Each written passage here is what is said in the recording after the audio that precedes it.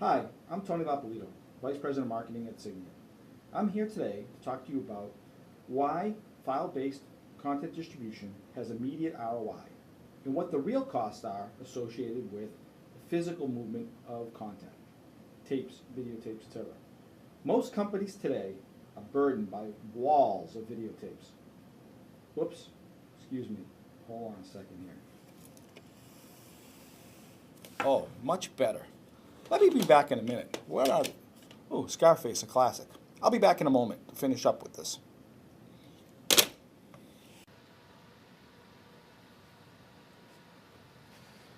Oh, okay, I'm back. Feels good to be getting rid of all those tapes.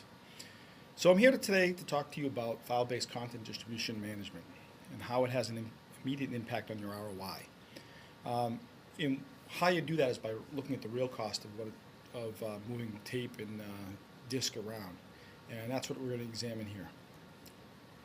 So physical media distribution, it's very critical today in the market, whether you're creating, managing, or distributing content. You're forced to move tapes around and track those and ship those, etc. We'll talk about the real cost of that. It is being replaced by content distribution management, network-based managed file transfers. And even companies with major content distribution management initiatives are still moving tape. And we have at least 2 customers that we can point to that are shipping over 130,000 tapes per year. What I mean by that is they're moving lots of files over network, but they're also shipping 130,000 tapes per year. And we'll talk about what the real cost of that is shortly. So let's talk about physical media for a minute. What do we mean by that?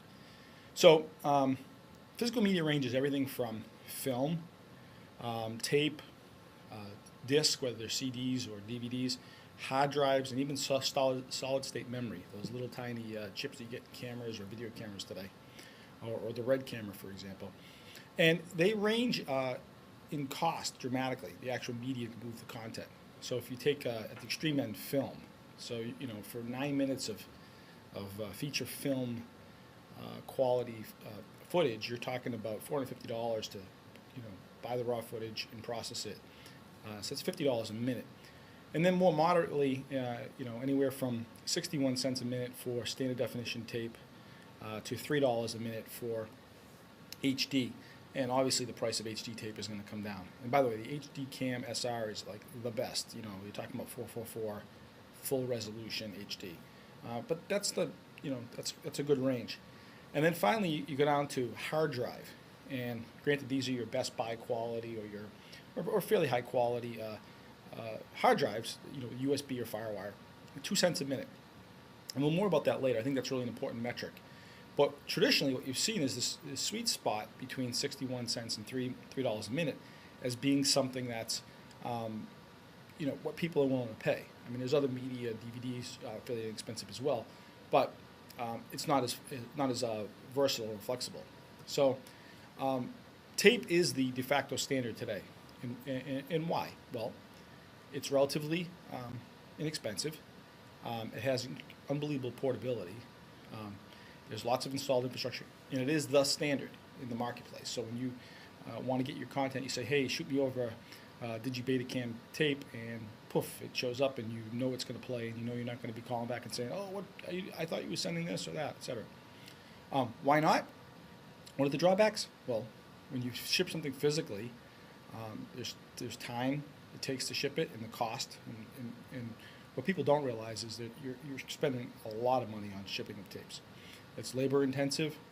There is price associated with both the shipment and the tape itself. And then finally, the security associated with it. So poof, that little tape there, that HD Cam SR, if you've got a feature film on there and that disappears, you're talking about almost a perfect copy of it. So hard drive, you saw in a few slides ago why it was very inexpensive.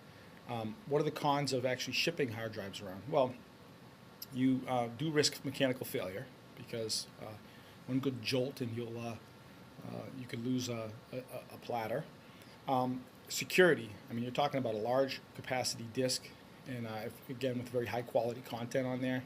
If it's like an MXS file or high definition shot off of a red camera, and you're talking about really, or your masters, a disk disappears in the supply chain somewhere, and all of a sudden your content is out in the public domain. And then finally, most times when you're shipping, you're not talking about a terabyte drive full of content. You're talking about a 2-minute promo or an hour's worth of content. So to move those disks around is a lot of wasted capacity. And that was on the slide where I talked about the cost per minute. That was the optimal amount. So what are the pros? Well, it is large capacity and low cost. And what's great about it is disk drives, when they're installed in a rack, it's data that's managed with IT policies. How it's secured, how it's backed up, who accesses it, complete logs of who's actually been there, and it's managed like any other IT data that's compliant with corporate policies. So, what's kind of the message here? Well, hard disk is the ideal medium because it is relatively low cost.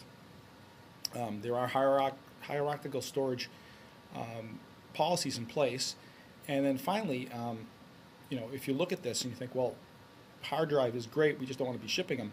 It's ideal for transmission of files over networks from disk to disk.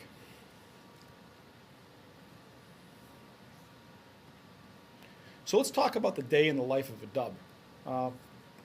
So on one side you have a facility, on the other side you have another facility, and you want to get that tape, a copy of a file off of a disk from one facility to the next. So you basically have to duplicate it, and that has a cost associated. So average cost, stock, tape stock, the duplication effort. And again, one thing is, it is minute for minute, as everyone knows. If you want to dub 30 minutes worth of video, it's 30 minutes of time to do that. Once you've dubbed it, then you've got to package it, and then get that thing going on FedEx.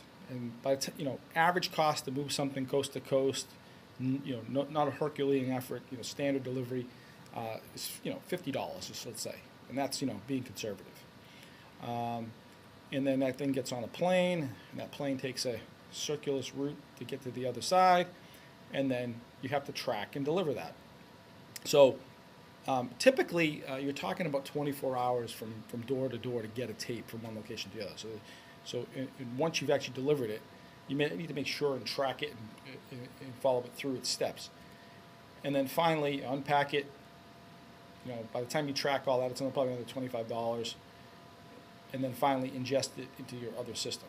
So when you actually add all that up, you're talking about, on average, $200 to take a tape from one location to another.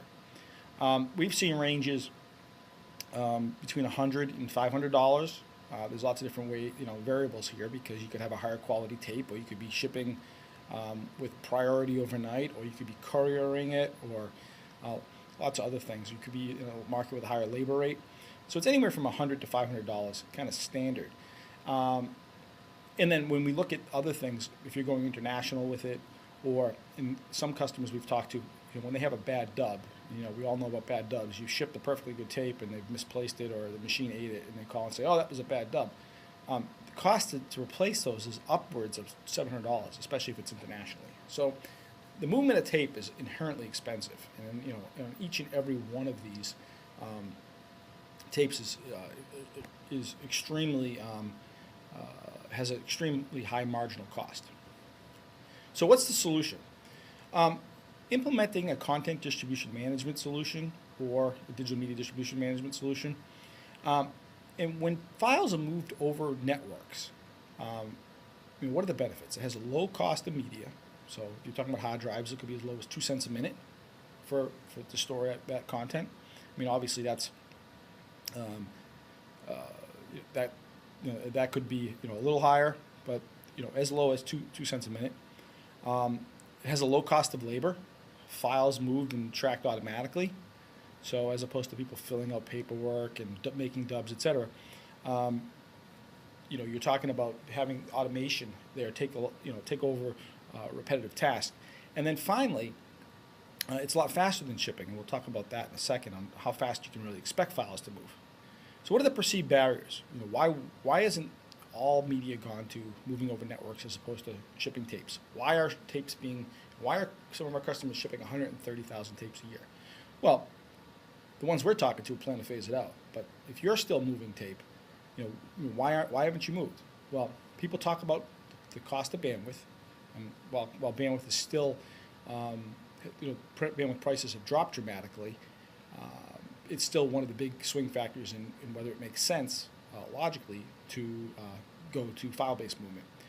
Network latency has a direct impact on how effectively and efficiently you use that bandwidth, and we'll talk about that momentarily as well. And then what is the cost of your overall content distribution management solution, or this initiative to move all of your file-based workflows to tape? And what's the ROI associated with that? And that's actually what we want to get to in this little segment.